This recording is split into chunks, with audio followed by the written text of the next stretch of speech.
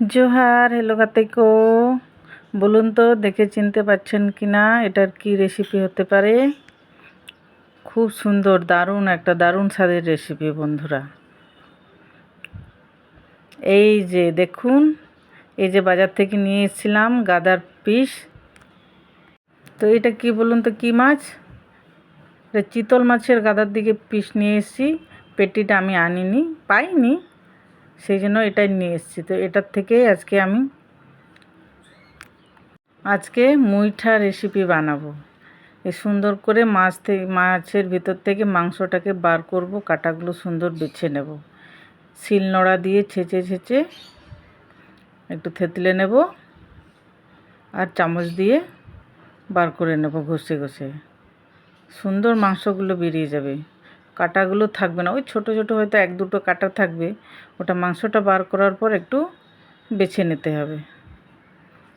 সুন্দর করে বার করে নেব। তো বন্ধুরা, আপনারা কীরকম পদ্ধতিতে চিতল মাছের মুইঠা বানিয়ে খেয়েছেন অতি অবশ্যই আমাকে কমেন্ট করে জানাবেন। আর আমার রেসিপিটা ভালো লাগলে অতি অবশ্যই দেখে বানিয়ে খাবেন। কেমন হয়েছে সেটাও আমাকে জানাবেন। সুন্দর করে ছাড়ানো হয়ে গেছে। এই যে দেখুন, এটা আমি ফেলে দেব। এই যে বেছে নিয়েছি, একটু ছোট কাটা ছিল, হাত দিয়ে বেছে নিয়েছি। এবার এগুলোকে সব মেখে নেব। পেঁয়াজ নিয়েছি, জিরে গুঁড়ো, হলুদ গুঁড়ো, লাল লঙ্কার গুঁড়ো অল্প, যেরকম ঝাল খাবেন সেরকম ঝাল দেবেন। স্বাদ মতো দেব লবণ, আদা রসুন বাটা 1 চামচ দেব, একটু দেব গোলমরিচের গুঁড়ো, দেব ধনেপাতা আর কাঁচা লঙ্কা কুচি, আর দেব 2টো সেদ্ধ করা আলু। বেশ, এগুলোকে সুন্দর করে মেখে নেব, যাতে মুঠোটা সুন্দর তৈরি হয়।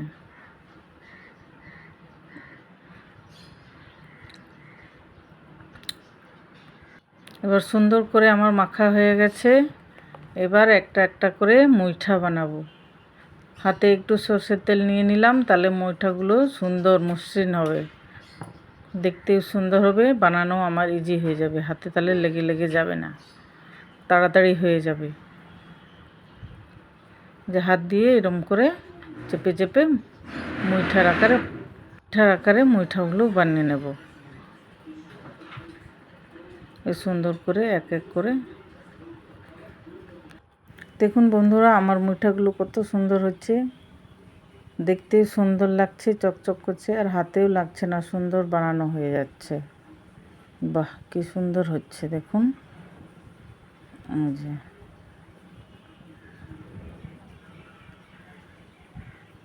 একে এগুলো সব বানিয়ে নেব। আমার মুইঠাগুলো বানানো হয়ে গেলে আমি জলটা গরম করতে দিয়েছি, গরম জলে এগুলোকে আমি ফুটিয়ে নেব, সেদ্ধ করে নেব।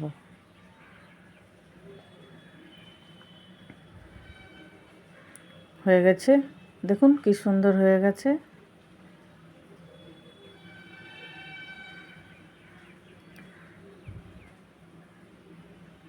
এই যে জলটা গরম হয়ে গেছে, এবার গরম জলে আমি এগুলোকে ছেড়ে দেব। জল যখন ফুটতে শুরু করলে দেখুন খানিকক্ষণ পরে মুইঠাগুলো সব ভেসে উঠবে উপরে, তখনই বুঝবেন যে মুইঠাগুলো হয়ে গেছে। এই যে দেখুন উপরে ভেসে এসছে, তার মানে হয়ে গেছে। এগুলোকে তুলে নেব। এবার কড়াইতে সরষের তেল দেব। সরষের তেলে এগুলোকে আবার লাল করে ভেজে তুলব। একবারে হবে না, 2বারে ভাজবো। আবার লাল করে যে ভাজা হয়ে গেছে বন্ধুরা, এইটাও মুইঠা লাল করে তেলে ভাজা মুইঠাটাও খাওয়া যাবে সসের সঙ্গে, দারুণ লাগবে। এবার ওই তেলে গোটা জিরে, শুকনো লঙ্কা আর গোটা গরম মশলা আমি ফোড়নে দেব। তেজপাতা, দারচিনি আর লবঙ্গ, এলাচ। হয়ে গেছে। এবার দেবো একটা মিডিয়াম সাইজ পেঁয়াজ বেটে রেখেছিলাম, পেঁয়াজ বাটা বেশ হয়ে গেছে লাল লাল। এতে দেব আদা রসুন বাটা 1 চামচ। এগুলোকে সুন্দর কষিয়ে নেব। কষানো হয়ে গেলে টমেটো বেটে রেখেছিলাম, ওই যে টমেটো বাটাটা আমি দিয়ে দেব। মশলার সঙ্গে টমেটো বাটাটাকে বেশ খানিকক্ষণ কষিয়ে নেব। কষানো হয়ে গেলে আমি এতে দেব মশলা, জিরে, হলুদ আর লঙ্কা গুঁড়ো।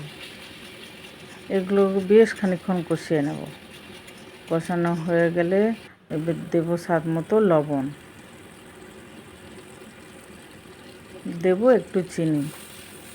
ব্যাস, এবার কষাতে কষাতে জল বেরিয়ে এসেছে দেখুন। এবার একটু জল দেব, জল দিয়ে একটু কষিয়ে নেব।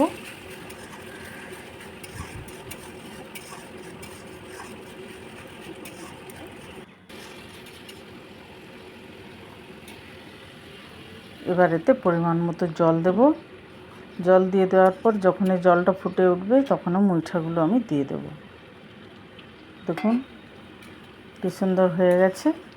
এবার এটা ফুটে উঠলে আমার চিতল মাছের মুইঠা রেসিপি রেডি বন্ধুরা। এটা ধনেপাতা একটু ছড়িয়ে নামিয়ে নেব।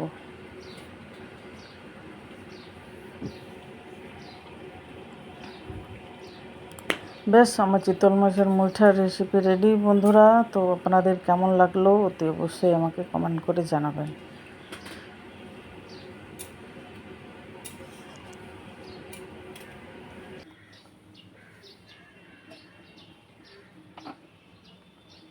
ঝোলটা একটু পাতলা আছে, ঠান্ডা হয়ে গেলে জমে যাবে, আর একটু ঘন হবে।